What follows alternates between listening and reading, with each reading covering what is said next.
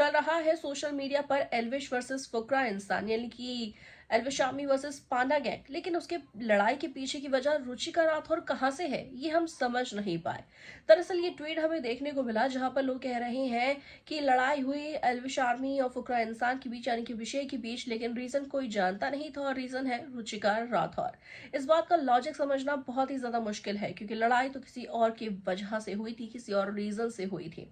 देखा जाए तो अक्सर ही एक दूसरे को पोक करते हुए नजर आ जाते हैं, चाहे एल्विश आर्मी वाले हो, चाहे अभिषेक के पांडा गैंग ही क्यों ना हो। और इसी पोकिंग की वजह से एल्विश आर्मी को गुस्सा इतना ज्यादा चढ़ गया कि वो बेशर्मी पर हद से ज्यादा उतर आए। भले ही वो कमेंट करके हमें ये कह रहे हो कि पहली शुरुआत पांडा गैंग वालों ने की थी, लेकिन तब भी हम यही चीज कहेंगे कि उनकी पॉकिंग ये पहली बार नहीं चल रही थी और वो एक लौते नहीं है जो ये चीज कर रहे थे। एल्विश आर्मी वाले रोजाना ये चीजें किया करते हैं, चाहे अभिषेक के फैंडम को पोक करना हो, चाहे अभिषेक की फैमिली के बारे में उल्टा कहना हो, चाहे अभिषेक और उनके काम के बारे में ही कहना क्यों ना हो।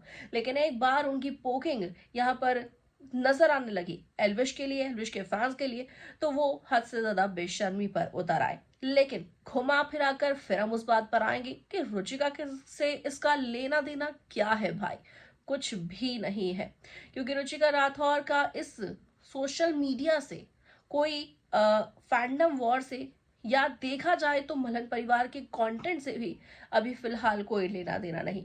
उनका रिश्ता मल्हन परिवार से है, पर्सनल है, निश्चय से वो शादी करने वाली है, मल्हन परिवार की बहू बनने वाली है। लेकिन किसी भी कंट्रोवर्सी में आना या किसी कंटेंट का हिस्सा बनकर कंट्रोवर्सी को बढ़ाना, ये रुचिका का कहीं से भी कोई लेना देना तो नहीं बनता।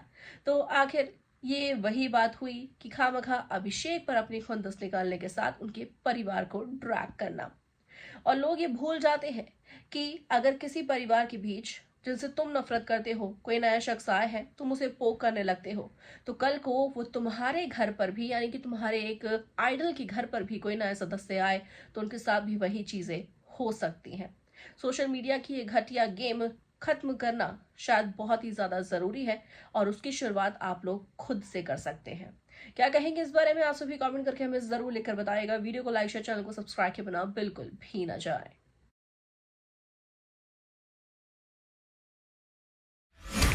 Audio Jungle.